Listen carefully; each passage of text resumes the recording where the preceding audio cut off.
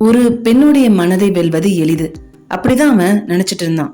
அழகான வார்த்தைகள், பாரிஸ் நகரத்தின் கவர்ச்சி, காதலை பற்றிய இனிமையான பேச்சுகள், இவையெல்லாம் போதும் ஒரு பொண்ண ஈஸியா ஜெயிச்சிடலான்னு அவன் நினைச்சான். ஆனா ஒரே ஒரு இரவு பயணத்தின் முடிவுல வென்றதா நினைத்தவன் தோற்றான். தோற்றவள் போல தோன்றிய பெண்ணோ அமைதியாக வென்றாள். இதுதான் இன்னைக்கு நம்ம கேட்க போகும் செக்மட் என்னும் அற்புதமான சிறுகதை. கைடி மாப்பசன்ட் அவர்களால் எழுதப்பட்ட இந்த கதையை தமிழ் லைப்ரரி மூலம் உங்களுக்கு சொல்ல போறது உங்கள் யாழிசை. வாங்க கதைக்குள்ள போகலாம். அவன் கோர்சிகா வழியா டூரின் நகரத்துக்கு பயணம் செய்து கொண்டிருந்தான். நைஸ் நகரில் இருந்து பாஸ்தியா நோக்கி செல்லும் கப்பல்ல ஏறினான். கப்பல் கடலுக்குள்ள சிறிது தூரம் போன உடனேயே பாலத்தின் மீது தனியா அமர்ந்து கடலை ரசிச்சபடி இருந்த ஒரு இளம் பெண் அவனுடைய கவனத்தை ஈர்த்தா. அவ ஆடம்பரம் இல்லாத அழகோட இருந்தா. அவளுடைய முகத்துல அமைதியும் கண்கள்ல ஏதோ சொல்லப்படாத ஏக்கமும் இருந்துச்சு. அவளை பார்த்த உடனே அவனுடைய மனதுல ஒரு எண்ணம் தோணுது. அந்த பயணத்துல அவனுக்கு ஒரு தோழி கிடைச்சதா அவன் நினைச்சான். அவன் அவளுக்கு எதிரில் அமர்ந்தான். அவளை பற்றிய கேள்விகள் ஒன்றின் பின் ஒன்றா அவனுக்குள்ள தோணுச்சு. யார் இவ? திருமணமானவளா? எந்த குடும்பத்தை சேர்ந்தவ? இப்படிப்பட்ட மனம் கொண்டவ? இதை பத்தியே சிந்திச்சபடி இருந்தான். அவளுடைய கைகளின் நளினம், அவளுடைய முகத்தின் அமைதி, அவ அமர்ந்திருந்த விதம் ஒவ்வொன்றையும் அவன் ஆராய்ந்து கொண்டிருந்தான். அப்போ அவ தன் கைப்பையிலிருந்து ஒரு செய்தித்தாளை எடுத்தா. அது எக்கோ டு பாரிஸ். அதுல வந்திருந்த நையாண்டி கட்டுரையை படிச்ச போது அவ உதட்டுல குறும்பான ஒரு புன்னகை மலர்ந்தது. அந்த புன்னகையை பார்த்த உடனே அவன் முடிவு செஞ்சிட்டான், இவ சாதாரண வெட்கப்படும் பெண் கிடையாது. அவன் உடனே தன் இருக்கையை மாற்றி அவ பக்கத்துல அமர்ந்தான். பயணத்திற்காக வாங்கிய காதல் கவிதை புத்தகத்தை திறந்து வாசிக்க ஆரம்பிச்சான். அவ ஒரு பார்வையால அந்த புத்தகத்துடைய தலைப்பை பார்த்தா. கொஞ்ச நேரத்துல அவன் கேட்டான், உங்களுடைய செய்தித்தாளை நான் கொஞ்சம் பார்க்கலாமா? அவ புன்னகையோட சம்மதிச்சா. அதுக்கு பதிலா தன்னுடைய கவிதை புத்தகத்தை அவகிட்ட கொடுக்கறான். அவ சில பக்கங்கள் புரட்டி பாக்கறா. பிடிச்சிருக்கான்னு அவன் கேட்கிறான். அவ சிரிச்சபடி, பிடிச்சிருக்கு, ஆனா எனக்கு சிரிக்க வைக்கும் விஷயங்கள்ல தான் அதிகம் பிடிக்கும். நான் அவ்வளவா உணர்ச்சி வசப்படுற பொண்ணு இல்லைன்னு அவ சொல்றா. அப்படியே அவங்களுடைய உரையாடல் ஆரம்பமாகுது. சில நிமிடங்கள்லயே அவளை பத்தி எல்லா விஷயங்களையும் அவன் தெரிஞ்சுக்கிறான். அவ திருமணமானவ, அஜாச்சியோவில பணியாற்றும் ஒரு டிராகன் படை அதிகாரியோட மனைவி. இப்போ தன்னுடைய கணவரோட சேர்ந்து வாழத்தான் கோர்சிகோ தீவுக்கு பயணம் செய்து கொண்டிருக்கா. ஆனா அவ பேசக்கூடிய ஒவ்வொரு வார்த்தையும் கவனிச்ச போது ஒரு விஷயம் மட்டும் தெளிவா புரிஞ்சுது. அவளுக்கு தன்னுடைய கணவர் மீது மரியாதை இருந்தது. ஆனா அது காதலா? அத அவனால உணர முடியல. ஒரு மனைவி தன்னுடைய காதல் நாட்கள்ல கற்பனை செய்த வாழ்க்கை கிடைக்காம போனா மீதி இருப்பது அமைதியான பாசம் மட்டுமே. அப்படிப்பட்ட உணர்வை தான் அவளோட பேச்சுல இவன் தெரிஞ்சுக்கிட்டான். என் கணவருக்கு அடிக்கடி இடமாற்றம் கிடைச்சுக்கிட்டே இருக்கும். சிறிய சலிப்பான நகரங்கள், இப்போ இந்த கோர்சிகோ தீவு. அவளுடைய குரல்ல ஏமாற்றம் இருந்துச்சு. அனைத்தையும் அவன் அமைதியா கேட்டுட்டு இருந்தான். திடீர்னு அவன் கேட்டான், உங்களுக்கு பாரிஸ் பிடிக்குமா? அவளுடைய முகமே மாறி போகுது. அவளுடைய கண்கள் உளிர்ந்தது. பாரிஸ் பிடிக்குமா நான் கேட்டீங்க? அங்க வாழ்வது என்னுடைய கனவு. அந்த ஒரு வாக்கியத்துல அவளுடைய ஏக்கம் முழுவதும் தெரிஞ்சது. பாரிஸ் அவ நேர்ல பார்த்ததே இல்ல. ஆனா அந்த நகரத்தின் மீது அவளுக்கு அளவற்ற காதல். கூண்டுக்குள் இருக்கும் ஒரு பறவை வெளியே இருக்கும் காட்டை பார்த்து ஏங்குவது போல அவ பாரிஸுக்காக ஏங்கினான். அதுக்கப்புறம் பாரிஸ பத்தின கேள்விகளை மூச்சு விடாம கேட்டுக்கிட்டே இருந்தா. அவனும் சிரிச்சபடியே ஒவ்வொன்றுக்கும் பதில் சொல்ல ஆரம்பிச்சான். ஏறக்குறைய 1 மணி நேரம் கழிச்சு அவளுடைய கேள்விகள் முடிவடைஞ்சது. இப்போ பேசுற வாய்ப்பு அவனுக்கு கிடைச்சது. அததான் அவன் எதிர்பார்த்துட்டு இருந்தான். அவன் பாரிஸுடைய உயர் சமூக வாழ்க்கைய பற்றி கதைகளா சொல்ல ஆரம்பிச்சான். பிரபலங்கள், செல்வந்தர்கள், அரசியல்வாதிகள், அவங்களுடைய ரகசிய வாழ்க்கை காதல்கள், மறைமுக சந்திப்புகள், ஒரு இரவுல தொடங்கி மறுநாளை முடிந்த உறவுகள்னு காதலை பற்றிய கதைகளையே அவன் சொல்லிட்டு இருந்தான். அவ மூச்சு விடுறது கூட மறந்து அவன் சொல்றதையே கேட்டுட்டு இருந்தா. திடீர்னு அவ, உண்மையிலேயே உயர் சமூக வாழ்க்கை அப்படிதான் இருக்குமான்னு கேட்கிறா. அவன் மெதுவா புன்னகை செய்தான். ஆமா, சலிப்பான வாழ்க்கையை வாழ்வது நடுத்தர குடும்ப பெண்கள் தான். வாழ்க்கை தரும் அழகான அனுபவங்கள் அனுபவிக்காம கடமைக்காக மட்டும் வாழ்ந்து முதுமை அடையறாங்க. அவனுடைய வார்த்தைகள் மெதுவா அவளுடைய மனதுக்குள் நுழைந்து கொண்டிருந்தது. மெல்ல இரவும் வந்தது.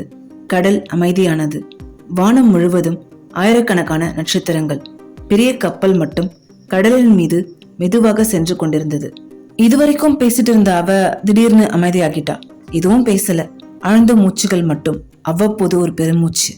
சிறிது நேரம் கழிச்சு அவ எழுந்து நின்னு, நான் இப்ப தூங்க போறேன், இனிய இரவுன்னு சொல்லி அவனுடைய கையை குலுக்கினான். அவனும் இனிய இரவுன்னு சொல்லி அறைக்கு போயிடுறான். ஆனா அவனுடைய மனதுல வேற ஒரு திட்டம் ஓடிட்டு இருந்துச்சு. அடுத்த நாள் காலை அவன் செய்த முதல் வேலை அந்த கோச்சு வண்டியில இருந்த 3 இருக்கைகளையும் அவனுக்காக முன்பதிவு செய்துக்கிட்டான். வேற யாரும் வந்துடக்கூடாதுங்கிறது அவனுடைய எண்ணம். கோச்சு வண்டி என்பது இன்னைக்கு இருக்கிற கார், ஆட்டோ, பஸ் மாதிரி கிடையாது. அந்த காலத்துல அது குதிரைகள் இழுத்து செல்லும் பயணிகளுக்காக உருவாக்கப்பட்ட மூடிய வண்டி. கப்பல் இறங்கின பிறகு அந்த வண்டி மூலம்தான் மக்கள் அவங்க நினைக்கிற இடத்துக்கு போக முடியும். மாலை வந்தது. அவன் பழைய கோச்சு வண்டியில ஏறும்போது நடத்துனர் அங்க வராரு. சார், ஒரு பெண் பயணி இருக்காங்க, உங்க இருக்கையில ஒரு இடம் கொடுக்க முடியுமான்னு கேட்கிறாரு. உடனே அவன் விசாரிக்கிறான், யார் அந்த பொண்ணு? அஜாச்சியாவுக்கு செல்லும் ஒரு அதிகாரியுடைய மனைவின்னு அவரு பதில் சொல்றாரு. அவனுடைய உதடுகள்ல ஒரு சிரிப்பு. அவங்கள வர சொல்லுங்கன்னு சொல்றான். சில நிமிடங்கள்ல அவளும் வந்தா. இன்னைக்கு முழு நாளும் தூங்கிட்டேன்னு சிரிச்சபடி அவனுக்கு நன்றி சொல்லிட்டு வண்டியில ஏறி அவன் அருகில் அமர்ந்தாள். கோச்சு வண்டி மெதுவா புறப்பட்டது. மலைப்பாதையில குதிரைகள் ஓட ஆரம்பிச்சது. ஜன்னல் வழியா கோர்சிகா மலை நறுமணம் வீசியது. மூலிகைகளுடைய வாசனை, மண்ணின் மனம், குளிர்ந்த காற்று அந்த இரவுக்கு ஒரு வித்தியாசமான மயக்கத்தை கொடுத்தது. அந்த அமைதிக்குள்ள பாரிஸ பத்தி மறுபடியும் அவன் பேச ஆரம்பிச்சான். இந்த முறை அவனுடைய வார்த்தைகள் மிகவும் ஆபத்தானதா, மறைமுகமா கற்பனை தூண்டும் வகையில இருந்தது. அவளும் அமைதியா கேட்டுட்டு இருந்தா. இப்போ அவன் மனதுல ஒரே ஒரு எண்ணம் தான், அவ என் வலையில சிக்கிட்டா. இரவு முழுவதுமா மலைய விழுங்கியது. கோச்சி வண்டிக்குள்ள கை நீட்டினாலும் விரல்கள் கூட தெரியாத அளவுக்கு இருள் சூழ்ந்திருந்தது. வெளியில வண்டி ஓட்டியின் சிறிய விளக்கு மட்டும் 4 குதிரைகள் மேல மங்களா ஒளி வீசி கொண்டிருந்தது. அவ்வப்போது பாறைகள் மேல மோதிக்கொண்டு ஓடும் காற்றாற்றுடைய சத்தம் கேட்டது. அதோட மலை புல்வெளியில் மேய்ந்து கொண்டிருந்த மாடுகளின் கழுத்தில் தொங்கவிடப்பட்ட மணியின் ஓசையும் கேட்டது. இயற்கை முழுவதும் அமைதியாக இருந்தது. ஆனா அவனுடைய மனம் மட்டும் அமைதியாக இல்லை. அவன் மெதுவா தன்னுடைய காலை நீட்டினான். அது அவளுடைய காலை தொட்டது. அவள் தன் காலை பின்னாடி இழுக்கல. அதனால அவனுடைய மனதுல தவறான நம்பிக்கை பிறக்குது. அவளுக்கும் விருப்பம்னு முடிவு செய்யறான். சில நொடிகள் கழிச்சு அவன் பேசுற விதமும் மாற ஆரம்பிக்குது. இப்போ அவன் காதலை பத்தி பேசினான். அதுவும் மென்மையா, அன்பா, இதயத்தை தொடும் வார்த்தைகளா இருந்தது. பிறகு மெதுவா தன் கையை நீட்டி அவளுடைய கையை தொட்டான். அந்த கையையும் அவ விளக்கல.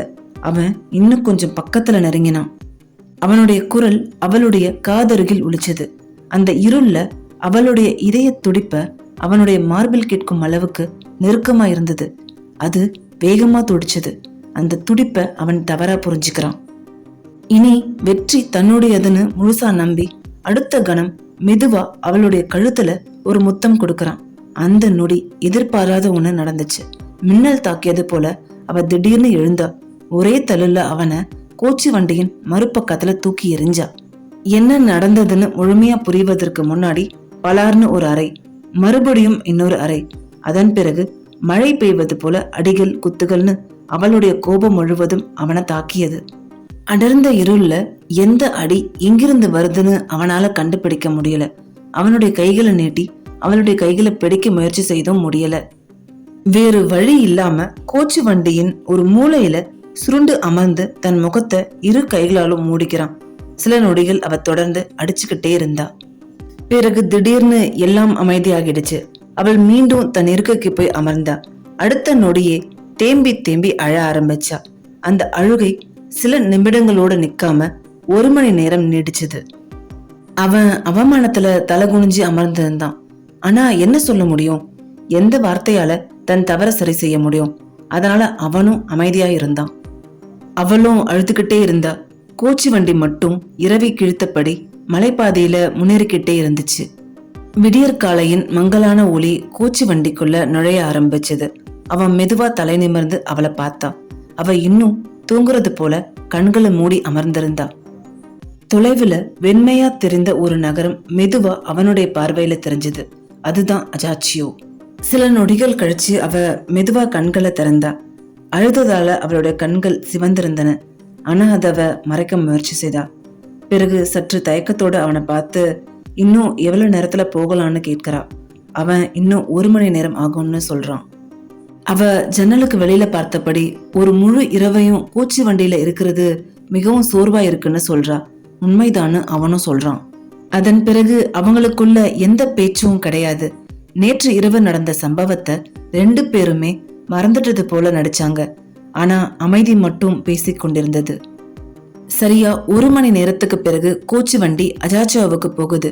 வண்டி நிற்கும் இடத்துக்கு முன்னாடி உயரமாகவும் வலிமையாகவும் இருந்த ஒரு ஜாகுன் படை அதிகாரி நின்னுட்டு இருந்தாரு. வண்டி நின்றதும் உள்ள இருந்தவ ஒரு நொடி தாமதிக்காம கீழே குதிச்சு நேரா அவர்கிட்ட ஓடி அந்த அதிகாரியோட கரங்கள்ல தன்னை முழுமையா சாய்த்து கொள்றா. அவருக்கு மீண்டும் மீண்டும் முத்தங்கள் கொடுக்கறா. நீங்க நலமா இருக்கீங்களா? உங்களை மறுபடியும் பார்க்க எவ்வளவு ஏங்கினன்னு தெரியுமா? மகிழ்ச்சி கண்ணீர் மல்க அவ பேசினான். அந்த காட்சியை அமைதியா பார்த்துட்டு இருந்தவன் தன்னுடைய பெட்டி எடுத்துட்டு அங்கிருந்து அமைதியா விலக நினைச்சான்.